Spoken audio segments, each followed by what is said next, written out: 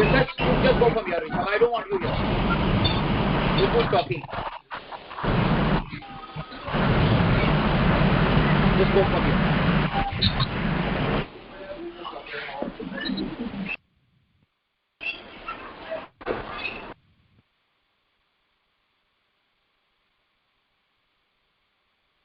ओम नमोर्यंताणम नमो सिद्धाणम नमो आर्याणम नमो वज्रायणम नमो लोहे सव्वसाहुणम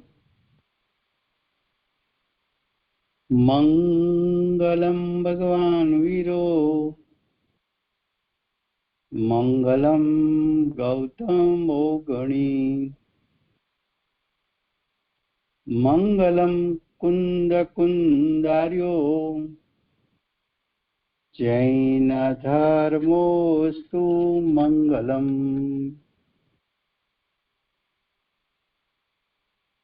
ओंकार बिंदु संयुक्तम नित्यं जायन्ति योगिनः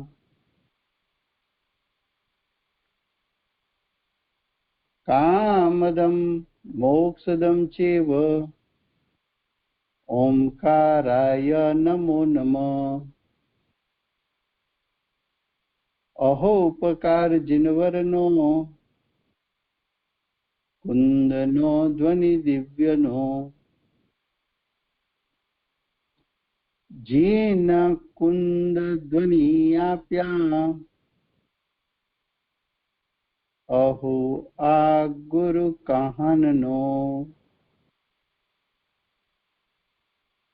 तुझ ज्ञान ध्यान नो रंग अमया दर्श रहो ओ शिव पद तक तुझ संग माता हाथ ग्रहो।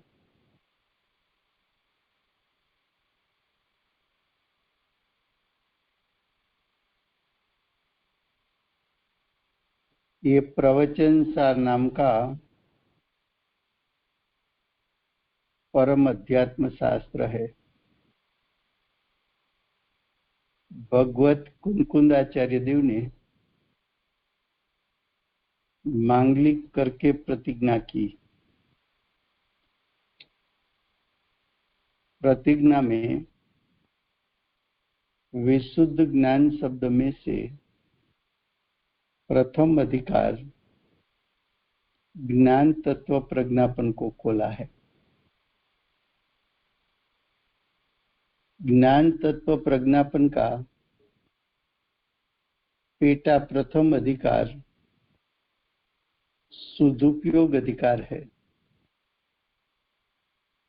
सदुपयोग के फल में क्षायिक ज्ञान और क्षायिक सुख प्रकटता है। तो सदुपयोग के फल में जो क्षायिक ज्ञान प्रकटता है उस बात में से आचार्य भगवान ने दूसरा अधिकार पेटा दूसरा अधिकार ज्ञान अधिकार खोला है। ज्ञान अधिकार में आचार्य भगवंत क्षायिक ज्ञान को ज्ञान कहना चाहते हैं।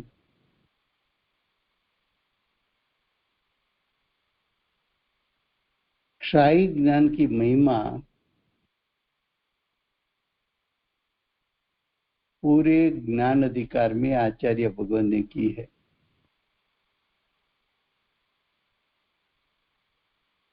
ये बात को क्षायिक ज्ञान की महिमा के लिए अब देखो गाथा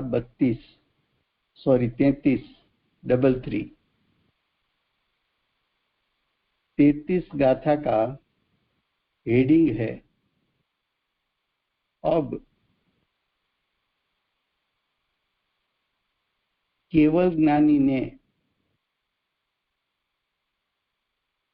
और श्रुत ज्ञानी ने अविशेषपणे दर्शाकर विशेष आकांक्षा का क्षोभ को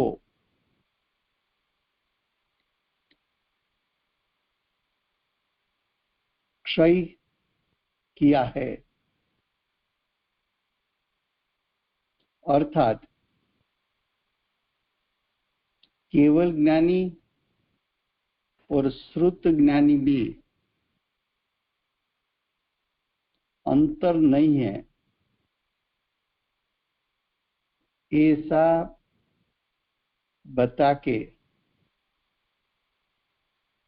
विशेष जानने की इच्छा का क्षोभ को नष्ट करते हैं। सब पहले जो ये गाथा है,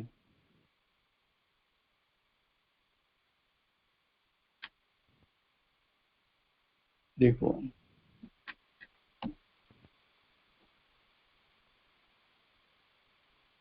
इस गाथा का हेडिंग पहले गुजराती में बताऊंगा, उसके बाद हिंदी में बताऊंगा, इसलिए कि जो कुछ बात प्रवचन सार का हार्द होता है वो समझना इतना आसान नहीं होता है, और कुछ बात एक से अधिक बार पढ़ने के बाद मालूम पड़ती है। देखो इस गाथा का हेडिंग फिर से गुजराती में, केवल ज्ञानी ने, केवल ज्ञानी का अर्थ होता है शाही ज्ञान, अर्यंसित परमात्मा का ज्ञान, परिपूर्ण ज्ञान। और केवल ज्ञान का अर्थ होता है युगपत ज्ञान जिसको प्राप्त हो। तो केवल ज्ञानी तो अर्यंत है, सिद्ध है। હવે શ્રુત જ્ઞાનીને, શ્રુત જ્ઞાનીનો અર્થ કરવો છે 4 થી 12 ગુણસ્થાન સાધકને। સાધકને કયું જ્ઞાન હોય છે? શ્રુત જ્ઞાન એટલે ભાવશ્રુત જ્ઞાન। ભાવશ્રુત જ્ઞાન એટલે આત્માની અનુભૂતિ સમયે ઉત્પન્ન થયેલું જ્ઞાન। તો એ કેવલ જ્ઞાન છે, એ અર્યંસિત પરમાત્માનું જ્ઞાન છે। શ્રુત જ્ઞાન છે એ ચોથા ગુણસ્થાનથી 12મા ગુણસ્થાન અંત સુધી અનુભૂતિ સમયે ઉત્પન્ન થતું જ્ઞાન, ભાવશ્રુત જ્ઞાન। તો કેવલ જ્ઞાન અને ભાવશ્રુત જ્ઞાન વચ્ચે અવિશેષપણું દર્શાવીને, એટલે કે અવિશેષપણાનો અર્થ છે કે કેવળ જ્ઞાન ને ભાવશ્રુત જ્ઞાન વચ્ચે કંઈ તફાવત નથી એમ દર્શાવીને શું કહ્યું? કેવલ જ્ઞાન ને શ્રુત જ્ઞાન વચ્ચે તફાવત નથી। કેમ તફાવત નથી એ પછી અન્વયાર્થ અથવા ટીકામાં વિશેષ વાત આવશે। પહેલું તો એટલું કે આ ગાથામાં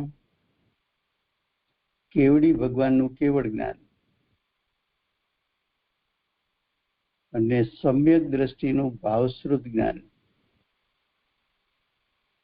એના વચ્ચે તફાવત દર્શાવવો નથી।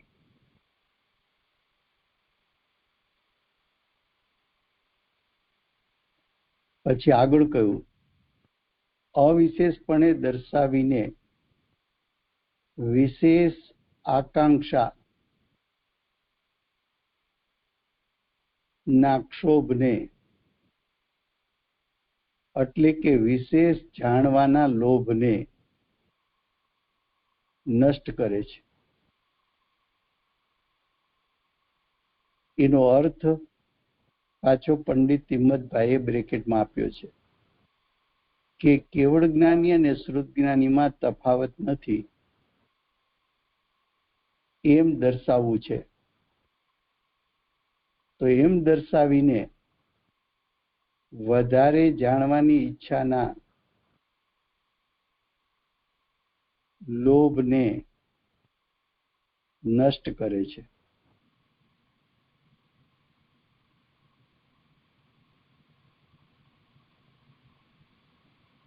કેવળ જ્ઞાન છે, પરિપૂર્ણ જ્ઞાન છે. શ્રુત જ્ઞાન છે, અધૂરું જ્ઞાન છે. કેવળ જ્ઞાન છે, ક્ષાયી જ્ઞાન છે. શ્રુત જ્ઞાન છે, ક્ષયોપશમ જ્ઞાન છે.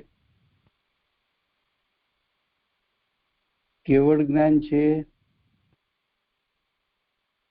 ત્રણ કાળ ત્રણ લોકને એક સમયમાં સ્પષ્ટ એક સાથે જાણે છે.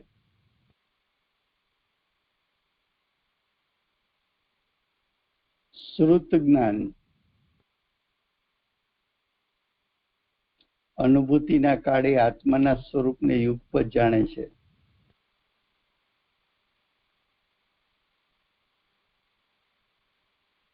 પણ શ્રુત જ્ઞાન અધૂરું જ્ઞાન હોવાથી ત્રણ કાળ ત્રણ લોકને જાણી શકતું નથી. શ્રુત જ્ઞાને બીજા વિષયોને જાણવા હોય તો ઉપયોગ પલટાવવો પડે. કેવળ જ્ઞાને ઉપયોગ પલટાવવો ન પડે. શ્રુત જ્ઞાન એક વિષયમાંથી બીજા વિષયમાં ઉપયોગ મૂકે, કેવળ જ્ઞાન ન મૂકે. એ તો એક સાથે જાણી લે.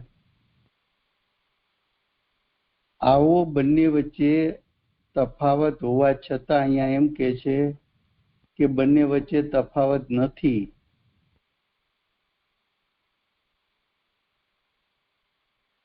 પછી એમ કે છે કે વિશેષ જાણવાના લોભને ક્ષય કરવો છે. એવું કેમ કે છે? તો કે ક્ષયોપશમ જ્ઞાન છે એ અપૂર્ણ જ્ઞાન હોવાથી એક વિષયને છોડે તો બીજા વિષયને જાણે, બીજો વિષય છોડે તો ત્રીજા વિષયને જાણે, ત્રીજો વિષય છોડે તો ચોથા વિષયને જાણે. તો શ્રુત જ્ઞાને ક્રમથી જાણવું હોય તો જે જાણવાનો વિષય, જે વિષય જાણવો હોય એને મુખ્ય કરવો પડે ને બાકીના વિષયને ગૌણ કરવા પડે. માનો કે આપણે કઈ જાણવું હોય તો ભગવાનના દર્શન કરતા હોય તો ઉપયોગ ભગવાન ઉપર જાય, તો તત્વચિંતન ન કરી શકાય. અને તત્વચિંતન કરીએ તો ભગવાન ઉપર ઉપયોગ ન મૂકી શકાય. એવો ક્રમ પડે. હવે જો ક્રમ પડે તો વિષયને મુખ્ય ગૌણ કરવા પડે. વિષયને મુખ્ય ગૌણ કરે તો જે વિષયને મુખ્ય કરે એના પ્રત્યે રાગ ઉત્પન્ન થાય ને જે વિષય ગૌણ કરે એના પ્રત્યે દ્વેષ ઉત્પન્ન થાય. તો રાગ દ્વેષ ઉત્પન્ન થાય. રાગ દ્વેષ ઉત્પન્ન થાય તો એ શુદ્ધતાનું ઘાતક છે. અને જો શુદ્ધતા નો ઘાત થાય તો શ્રેણી આરોહણ થઈ શકે નહીં. ને શ્રેણી આરોહણ થઈ ન શકે નહીં તો પરિપૂર્ણ જ્ઞાન પ્રગટી શકે નહીં. માટે અધિક જાણવાના લોભને છોડવો જોઈએ. પરિવાર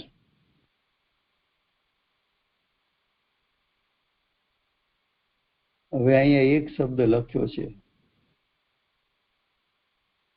કયો? આકાંક્ષાના ક્ષોભને ક્ષય કરે છે. હવે આવું આચાર્ય ભગવંતે લખ્યું શું કામ?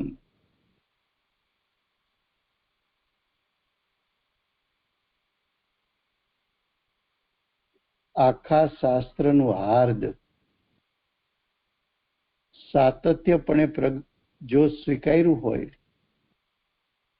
તો જ આનો અર્થ કરી શકાય, નહીં તો અર્થ ન થઈ શકે.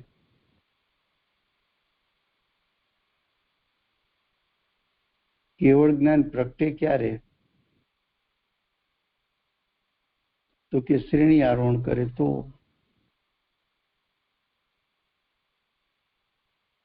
શ્રેણી આરોહણ ક્યારે થાય? રાગ દ્વેષને છોડે તો. રાગ દ્વેષ ક્યારે છૂટે? તો વિષયોને મુખ્ય ગૌણ કરવાનું છોડે તો. વિષયો મુખ્ય ગુણ કરવાનું છૂટે ક્યારે?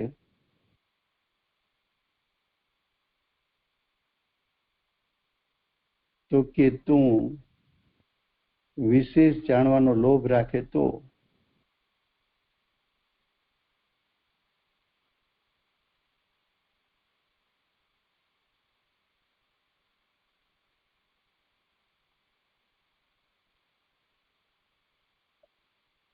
હવે જુઓ, फिर से हिंदी में.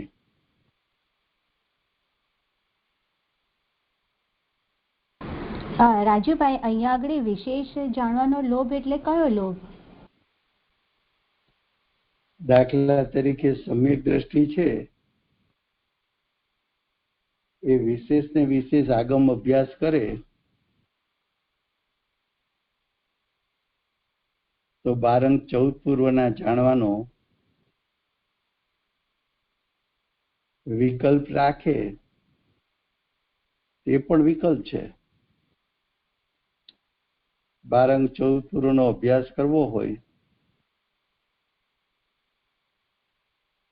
તો એક સાથે અભ્યાસ થાય કે ક્રમે થાય?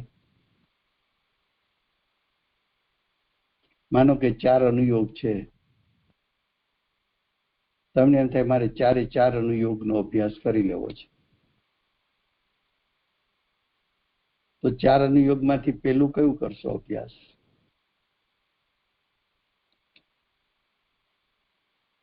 જેને પ્રથમ કરશો અભ્યાસ તો બીજા 3 ગૌણ થયા, એ શાસ્ત્ર પ્રત્યે વિશેષ રાગ ઉત્પન્ન થયો, બાકીના ગૌણ થયા.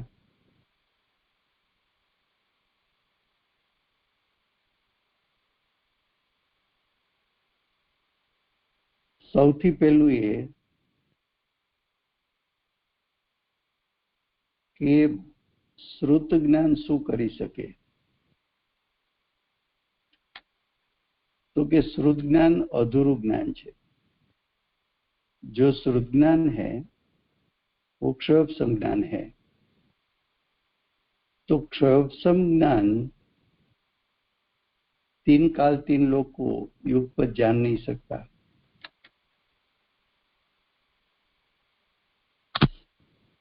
उसको एक से अधिक विषयों को जानना है.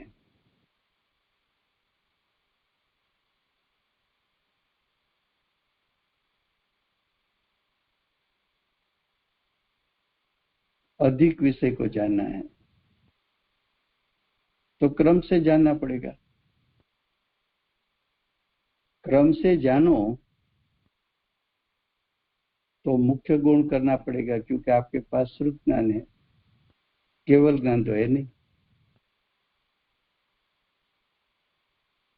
હવે एक के बाद एक जानो तो कोई किसी विषय को मुख्य करो, किसी विषय को गौण करो। तो मुख्य गुण करने से राग द्वेष उत्पन्न होते हैं, और राग द्वेष उत्पन्न होता है तो वितरागता का घात होता है, और वितरागता का घात होता है तो श्रेणी आरोहण नहीं हो सकती।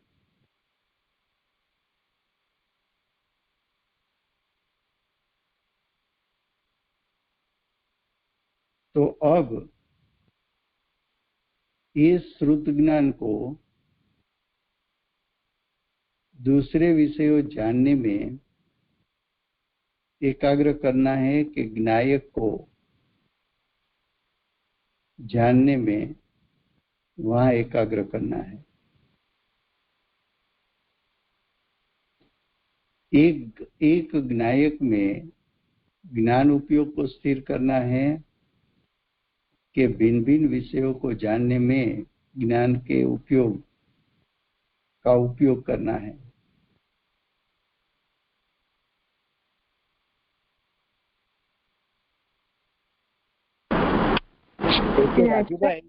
રાજુભાઈ એમ મતલબ થયો કે જ્ઞાન ઉપયોગમાં જ સ્થિરતા કરવાનું, બીજે ક્યાંય આડે આવડો વિચાર નહીં કરવાનો, એનો એ મતલબ. હા, જ્ઞાયકમાં જ ઉપયોગને એકાગ્ર કરવાનો, એમાં જ લીન કરવાનો. Okay okay okay, thank you. Rajubhai,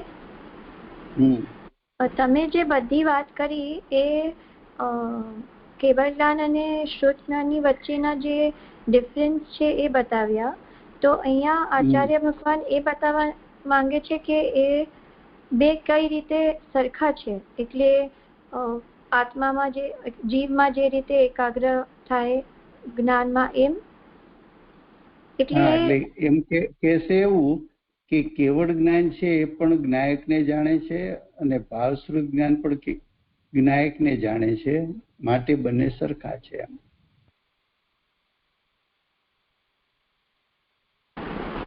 હવે જો ભાવશ્રુત જ્ઞાન જ્ઞાયક સિવાય વિષયોને જાણવાની લોભ રાખે કે મારે બીજા વિષયોને જાણવા છે,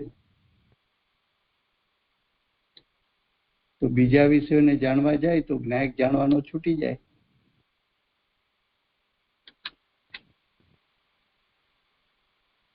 ફરીવાર સીધું કરશે. આ વાત જે શ્રેણી આરોહણ કરવા વાળા મુનિરાજ છે એની માટે છે. હા, એના માટે છે. હાજી, થેન્ક યુ.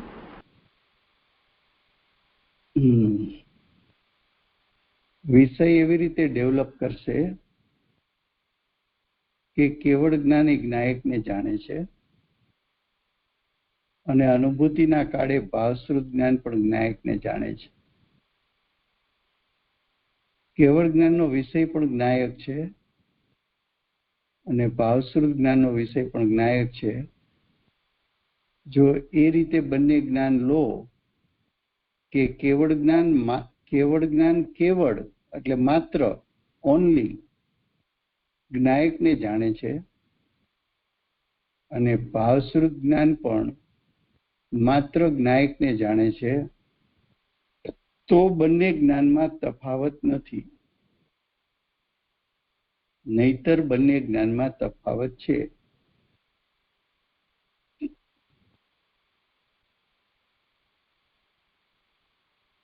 કેવળ જ્ઞાનનો વિષય પણ જ્ઞાયક અને ભાવશ્રુત જ્ઞાનનો વિષય પણ જ્ઞાયક.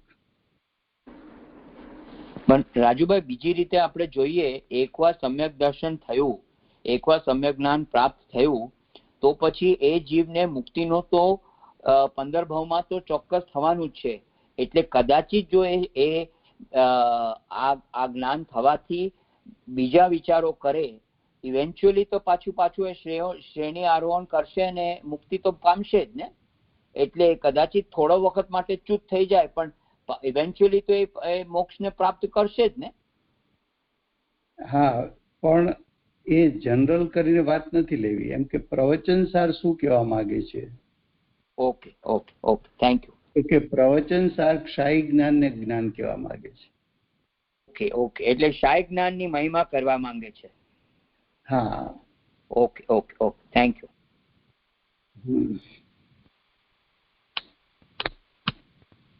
ખ્યાલ આવે છે ને? हाँ जी, आयु हवे. Thank you. हाँ, फिर से हिंदी में तो देखो क्या बताया कि केवल ज्ञान और श्रुत ज्ञान उसमें अंतर नहीं है, ऐसा दर्शाकर विशेष आकांक्षा के क्षोभ को तो ज्ञान के माध्यम से दूसरे विषयों को जानने का जो लोभ है वो क्षय करने जैसा है, उसको क्षय करना चाहिए. क्यों क्षय करना चाहिए? कि तू ज्ञायक के अलावा दूसरे को विषय बनाएगा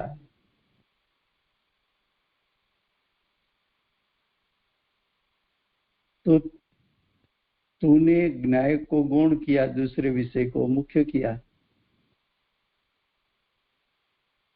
और दूसरे भी विषय तो अनंत प्रकार के हैं, उसमें भी तूने मुख्य गुण किया. तो मुख्य गुण करने से तो राग द्वेष उत्पन्न होता है. राग द्वेष उत्पन्न होता है तो श्रेणी आरोहण नहीं हो सकेगी. तो श्रेणी आरोहण नहीं होगी तो केवल ज्ञान प्रकट नहीं होगा.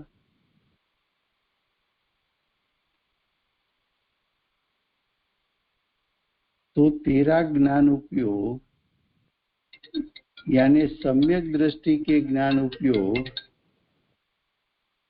जो सम्यक दृष्टि का ज्ञान उपयोग है,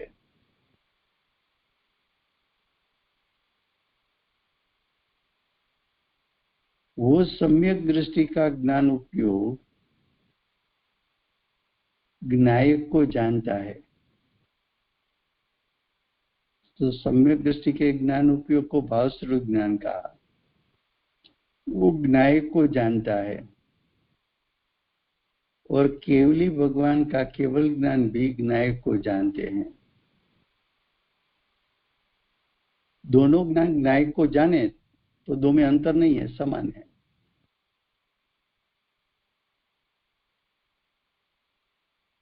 अब देखो ये गाथा पढ़ते हैं, उसके बाद अन्वयार्थ में क्या अर्थ करते हैं. सुत ज्ञान थी जाने खरे ज्ञायक स्वभावी आत्मने ऋषियो प्रकाशक लोकना श्रुत केवड़ी तेने कहे. अन्वयार्थ. जो वास्तव में श्रुत ज्ञान द्वारा स्वभाव से ज्ञायक अर्थात ज्ञायक स्वभाव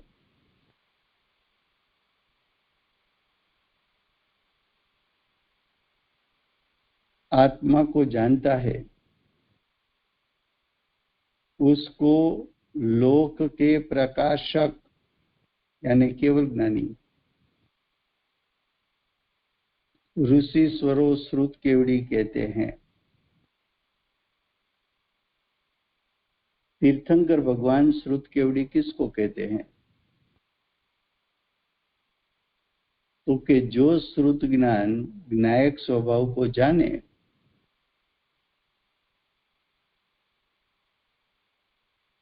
उसको तीर्थंकर परमात्मा श्रुत केवड़ी कहते हैं.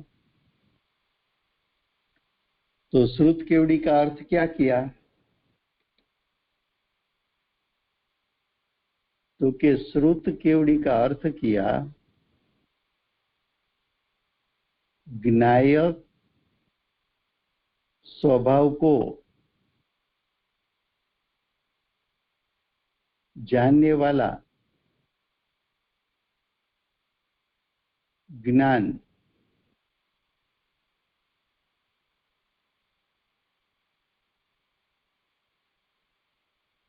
तो जो ऐसा ज्ञान जिसको प्रकट है उसको श्रुत केवली कहते हैं।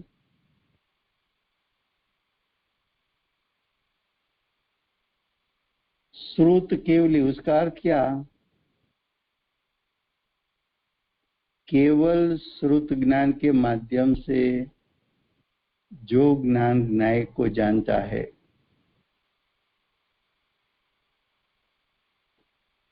श्रुत ज्ञान सिर्फ ज्ञायक स्वभाव को विषय बनाता है। ऐसे ज्ञान जिसके पास है उसको हम श्रुत केवली कहते हैं। अब टीका।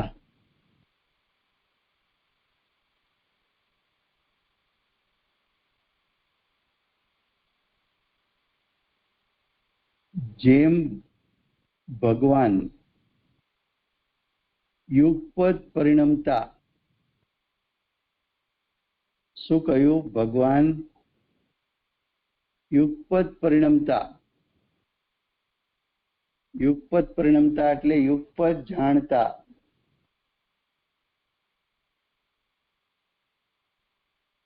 સમસ્ત ચૈતન્ય વિશેષો વાળા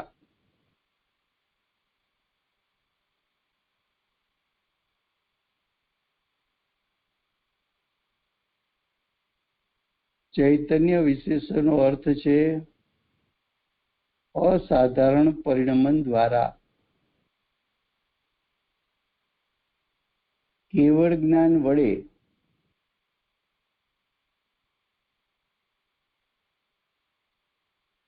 ફરીવાર ભગવાનનું જ્ઞાન યુગપદ જ્ઞાન કહ્યું,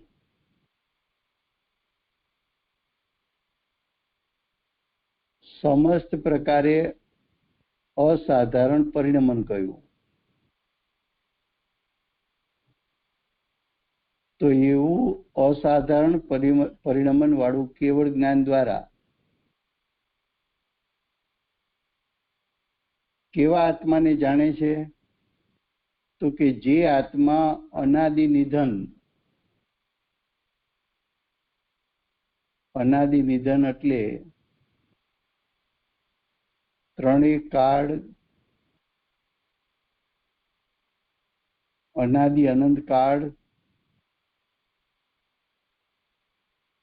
તો અનાદિ અનંત આત્માનો જ્ઞાયક સ્વભાવ છે.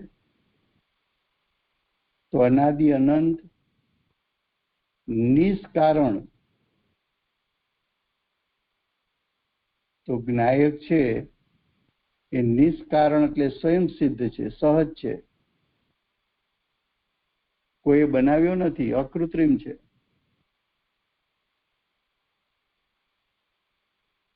અસાધારણ તો કે બીજા કોઈ દ્રવ્યમાં નથી એવો. સ્વસંવેદ્યમાન પોતાથી જ પોતાને વેદી શકાય તેવો. ચૈતન્ય સામાન્ય જેનો મહિમા છે, તથા ચેતક સ્વભાવ વડે, ચેતક સ્વભાવનો અર્થ છે જ્ઞાતા દ્રષ્ટા સ્વભાવ વડે એક પણ હોવાથી જે કેવળ, કેવળનો અર્થ કર્યો એકલો, નિર્ભેળ, શુદ્ધ અને અખંડ છે તેવા આત્માને આત્માથી આત્મામાં અનુભવવાને લીધે કેવડી છે. પેલા કેવડી ભગવાનનું સ્વરૂપ બતાવ્યું, એટલે કે કેવળ જ્ઞાનનું સ્વરૂપ બતાવ્યું. એટલે કે કેવળ જ્ઞાન શું જાણે છે તે બતાવ્યું. તો કેવળ જ્ઞાન શું જાણે છે? તો કે આત્મા ચૈતન્ય સામાન્ય છે, સ્વયં સિદ્ધ છે, અસાધારણ સ્વભાવવાળો છે, પોતે પોતાથી વેદી શકાય તેવો છે, દર્શન જ્ઞાન સ્વભાવી છે, શુદ્ધ છે, નિર્ભેળ છે, અખંડ છે. તો કેવળ જ્ઞાન આવા આત્માને જાણી લે છે. હવે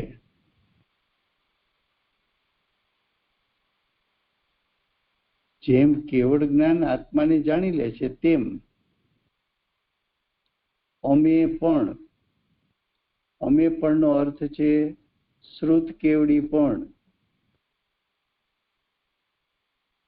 ક્રમે પરિણમતા, એટલે યુગપદ નહીં પરિણમતા, કેટલાક ચૈતન્ય વિશેષો વાળા શ્રુત જ્ઞાન વડે, એટલે અસાધારણ શ્રુત જ્ઞાન વડે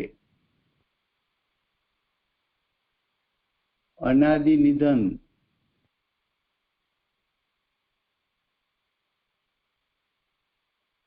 જો કેવળ જ્ઞાનમાં પણ કહ્યું હતું અનાદિ નિધન, શ્રુત જ્ઞાનમાં પણ કહ્યું અનાદિ નિધન, કેવળ જ્ઞાનમાં નિષ્કારણ કહ્યું હતું, શ્રુત જ્ઞાનમાં પણ નિષ્કારણ, કેવળ જ્ઞાનમાં અસાધારણ કહ્યું, શ્રુત જ્ઞાનમાં પણ અસાધારણ, કેવળ જ્ઞાનમાં સ્વસંવેદ્યમાન કહ્યું હતું, શ્રુત જ્ઞાનમાં પણ સ્વસંવેદ્યમાન, ત્યાં કેવળ જ્ઞાનમાં ચૈતન્ય સામાન્ય કહ્યું હતું, અહીંયા પણ ચૈતન્ય સામાન્ય જેનો મહિમા છે, તથા કેવળ જ્ઞાનમાં ચેતક સ્વભાવ વડે કહ્યું હતું, અહીંયા પણ ચેતક સ્વભાવ વડે એકપણું હોવાથી જે એટલે શ્રુત જ્ઞાન, શ્રુત કેવડી, જે કેવળ નિર્ભેળ છે એવા આત્માની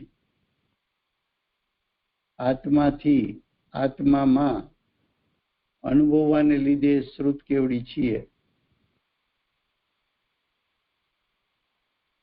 તો કેવળ જ્ઞાન અને શ્રુત કેવડી બે વચ્ચે તફાવત ન પાડ્યો. જેમ કેવડી ભગવાન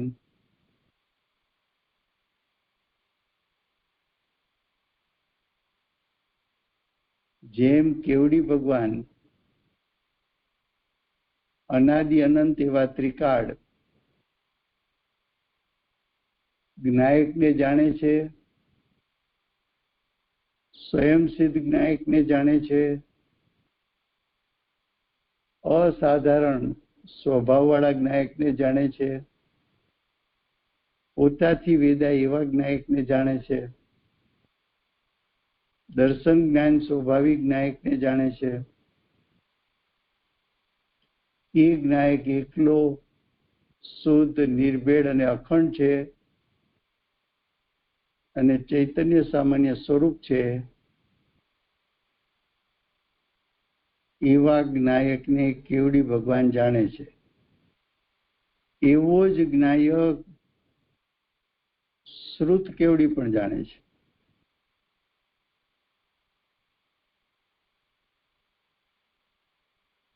તો બે જાણે છે જ્ઞાયક, તો હવે શ્રુત કેવડીએ વિશેષ આકાંક્ષાના ક્ષોભથી બસ થાઓ, વિશેષ જાણવાના લોભથી બસ થાઓ, વિશેષ જાણવાનું છોડી દો,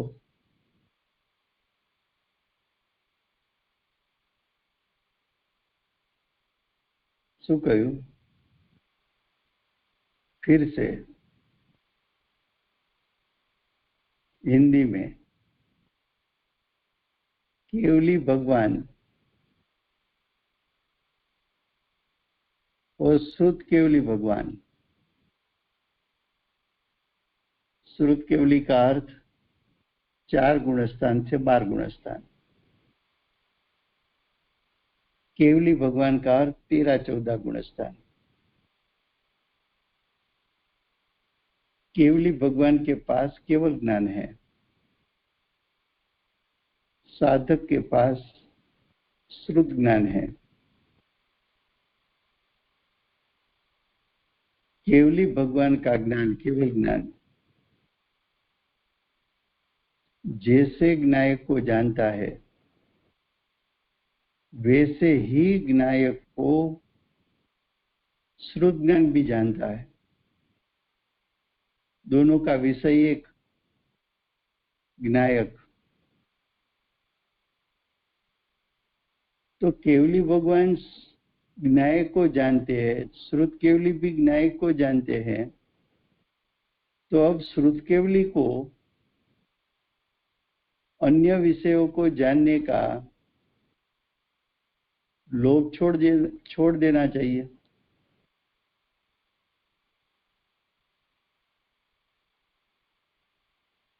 ख्याल में आता है? दोनों के विषय में अंतर नहीं बताया।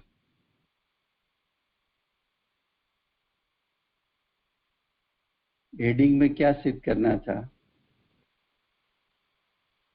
तो कि हेडिंग में सिद्ध ये करना था कि दोनों ज्ञान के बीच में कुछ अंतर नहीं है।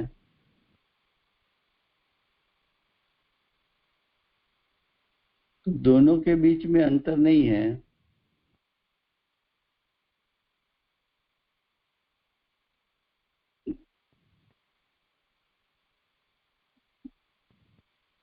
दोनों के बीच में अंतर नहीं है, तो उसका अर्थ ये है कि केवल ज्ञान समान ज्ञान है। और इसमें देखो एकदम परफेक्ट ब्रेड वाली खुशबू आ रही है, एकदम ज्यादा वो ईस्ट की और वैसी ब्रेड जैसे आ रही है। तो इसे इतना ही मतलब ये अपना साफ मतलब वो है क्या कर दिया तूने, बंद हो गया। शारदा बेन फोन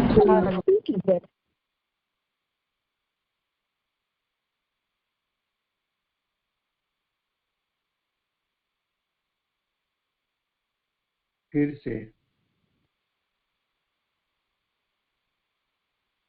केवली भगवान का उपयोग ज्ञायक को विषय बनाता है, श्रुत केवली का उपयोग भी ज्ञायक को विषय बनाता है। अगर परिपूर्ण ज्ञान भी ज्ञायक को विषय बनाता है और श्रुत केवली ने भी ज्ञायक को विषय बना लिया, तो अब श्रुत केवली को विशेष जानने का अभिलाषा छोड़ देना चाहिए, ऐसी अभिलाषा का नाश कर देना चाहिए। उसको सिर्फ स्वरूप में, लास्ट लाइन देखो, स्वरूप निश्चल ज रहिए છીએ, यानी स्वरूप में स्थिरता ही करते हैं। સ્વરૂપની સ્થિરતા જ કરવી જોઈએ। કોને? જ્ઞાનીએ।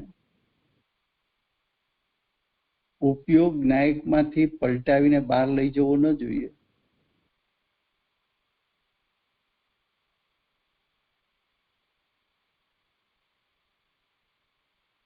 अब देखो कि केवल ज्ञान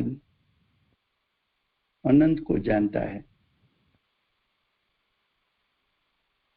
और श्रुत ज्ञान भी अनंत को जानता है। कैसे? तो कि केवल ज्ञान 3 काल 3 लोक के सभी पदार्थों को युगपद एक साथ जान लेता है। तो 3 काल 3 लोक के सभी द्रव्यों को जानेगा तो द्रव्य की संख्या तो अनंत है, उसको जान लिया।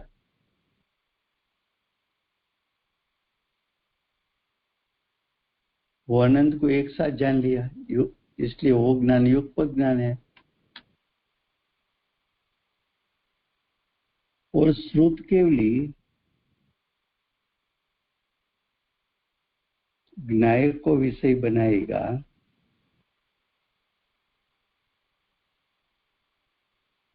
तो आत्मा की अनुभूति के काल में आत्मा के अनंत गुणों और अनंत गुणों की एक एक पर्याय अनंत,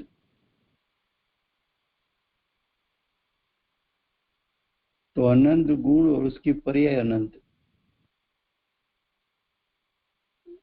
तो श्रुत ज्ञान ने भी अनंत को जान लिया। दोनों अनंत को जान सकते हैं,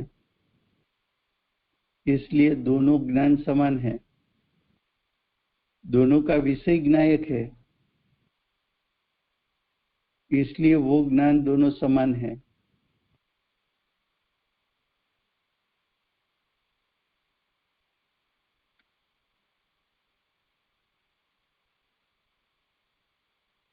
देखो, केवल ज्ञान और शुद्ध ज्ञान में कोई अंतर ही नहीं है।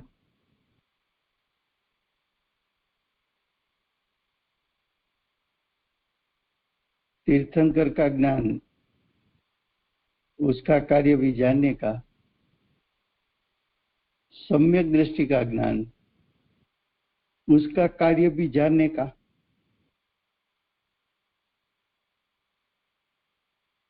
दोनों का ज्ञान स्वसंवेदन युक्त है। दोनों अनादि निधन न्याय को जानते हैं, दोनों स्वयं सिद्ध आत्मा को जानते हैं, दोनों ज्ञाय के असाधारण स्वरूप को जानते हैं, दोनों स्व का स्वसंवेदन करते हैं, दोनों को चैतन्य सामान्य की महिमा है।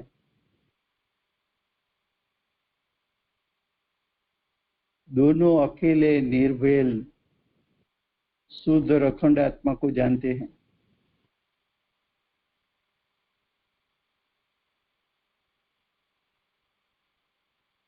तो दोनों ज्ञान में कोई अंतर नहीं है।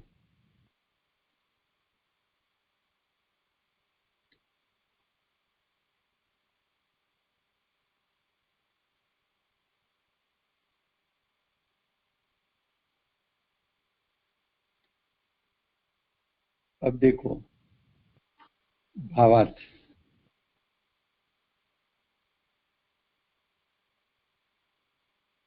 अब देखो, भगवान समस्त पदार्थों को जानते हैं, इसलिए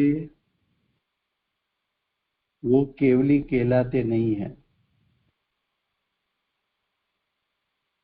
लेकिन केवल शुद्धात्मा को जानते अनुभवते हैं, इसलिए वो केवली कहलाते हैं। क्या कहा?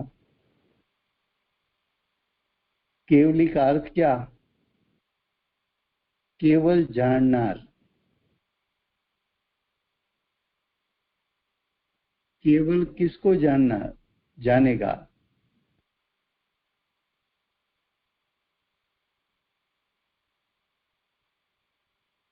तो कि केवल शुद्धात्मा को जानता है।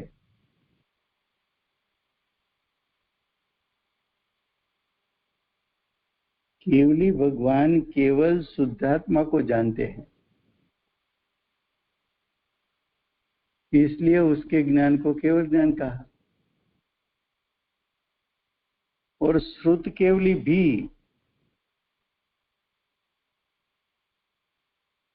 वो भी केवल आत्मा को जानते हैं, आत्मा को अनुभव करते हैं।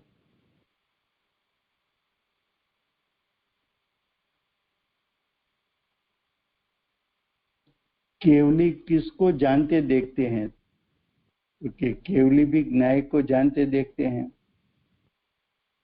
श्रुत केवली किसको जानते देखते हैं? तो कि श्रुत केवली भी ज्ञायक को जानते देखते हैं।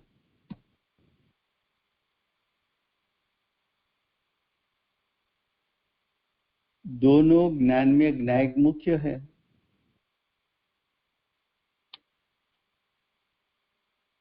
देखो भावार्थ गुजराती में, ભગવાન સમસ્ત પદાર્થોને જાણે છે, તેથી તેઓ કેવડી કહેવાતા નથી। ત્રણ કાળ ત્રણ લોકને જાણે છે માટે કેવડી છે એમ નથી, પરંતુ केवल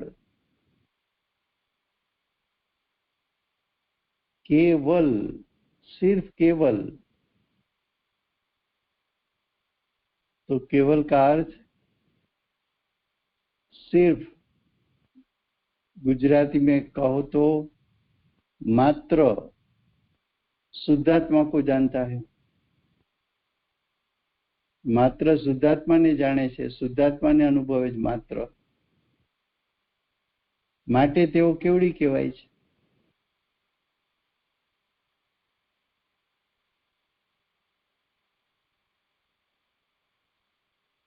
अब देखो आगे, केवल शुद्धात्मा ने जाननार अनुभवनार श्रुतज्ञानी पण श्रुत केवड़ी कहेवाय छे।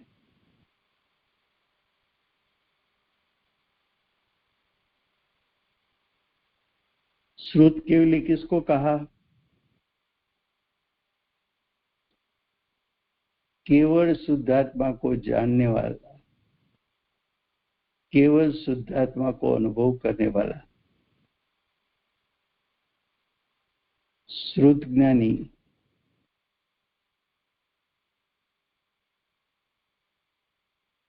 उसको श्रुत केवली कहने में आता है।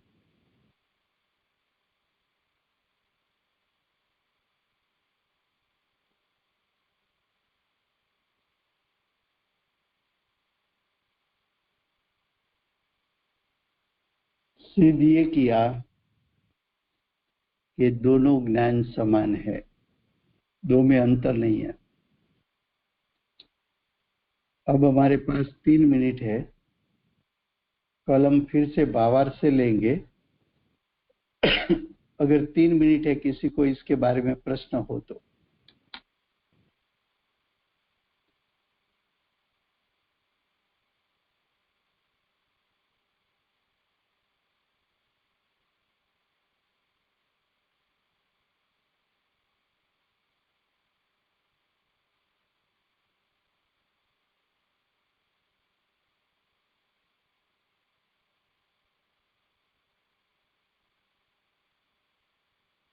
બહુ સુંદર રીતે ભાઈ સમજાવ્યું તમે અને આચાર્ય દેવે બેવે બહુ જ સુંદર રીતે સમજાવ્યું ભાઈ, થેન્ક યુ। हाँ,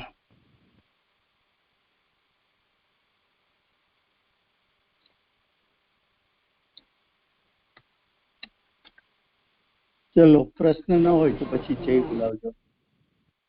તો રાજુભાઈ એનો મતલબ એમ જ થયો ને કે શુદ્ધ કેવડીને એ જ કહેવા માંગે છે ને કે હવે તમે બહારથી બસ થાઓ, હવે તમે પણ કેવળ જ્ઞાનને પ્રાપ્ત કરવા માટે પુરુષાર્થ કરો।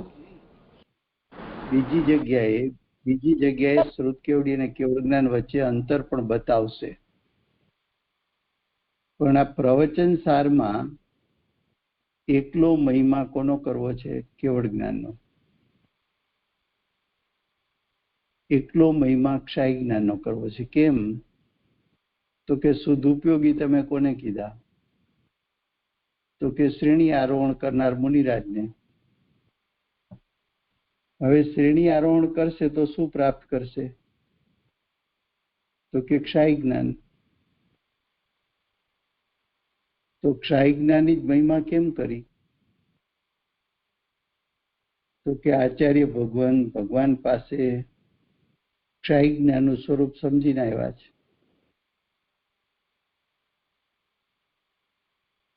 ભગવાનનું ક્ષાયિક સ્વરૂપ જોઈને આવ્યા છે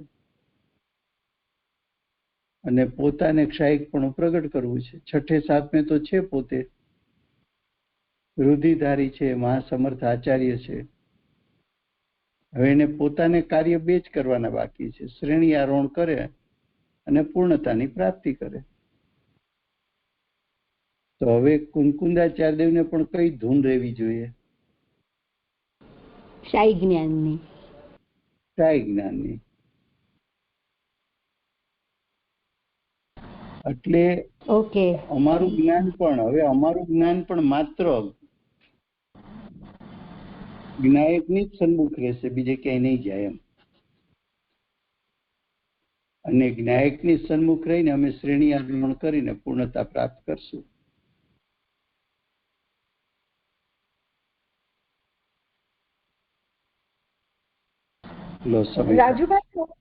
રાજુભાઈ તો પછી કેમ બેવ શ્રુત કેવલી અને શ્રુત જ્ઞાન અને કેવળ જ્ઞાન તફાવત નથી? તો પછી એક જ છે, તો બીજી જગ્યાએ કેમ એને જુદી રીતે સમજાવ્યું છે? એટલે દરેક શાસ્ત્રને મુખ્ય શું કેવું છે એના ઉપર ડિપેન્ડ કરે કે દરેક શાસ્ત્ર શું સિદ્ધ કરવા માંગે છે. ફોર એક્ઝામ્પલ, કે સમયસાર હોય તો ત્યાં સમ્યક દર્શનની મુખ્યતાથી છે, તો ત્યાં એને સમ્યક દર્શન સિદ્ધ કરવું છે, એટલે સાધક દશા સિદ્ધ કરવી છે. તો ત્યાં શ્રુતજ્ઞાનનો મહિમા કરે, અહીંયા ક્ષાયિકપણું સિદ્ધ કરવું છે. અહીંયા શ્રુતજ્ઞાનનો મહિમા નહીં કરે. શ્રુતજ્ઞાનનો મહિમા એ રીતે કર્યો કે બંને જ્ઞાનને સમાન ગણો. શ્રુતજ્ઞાન છે એ મુખ્ય ગુણ કરે તો રાગદ્વેષ થશે, રાગદ્વેષ થશે તો શ્રેણી આરોહણ નહીં થાય, શ્રેણી આરોહણ નહીં થાય તો ક્ષાય જ્ઞાન નહીં પ્રગટે.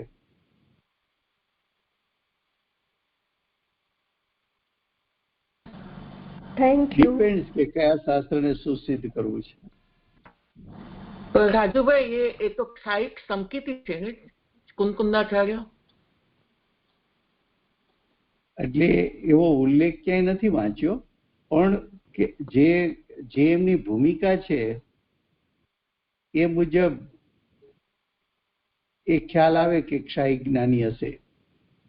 એવું સ્પષ્ટ ક્યાંય વાંચવામાં નથી આવતું, પણ એની ભૂમિકા જોતા એમ લાગે કે ક્ષાયિક સમ્યક દ્રષ્ટિ છે. હવે તો શું, અત્યારે દેવગતિમાં છે, મનુષ્ય થાય એટલે પૂર્ણતાની પ્રાપ્તિ, એક ભવ અવતારી છે.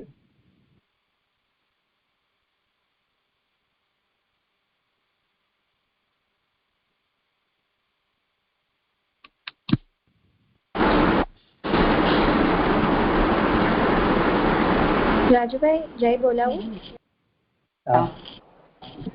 પરમ પારું પરમ ઉપકારી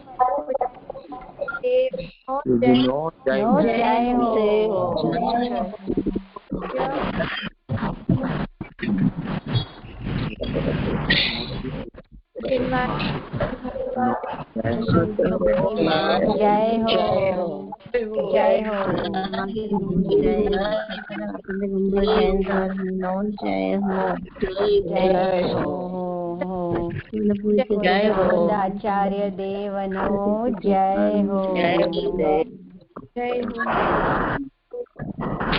સૂર્ય કીર્તિ ભગવાન જય હો, જય હો. Jayendra Rajubhai, thank you Rajubhai.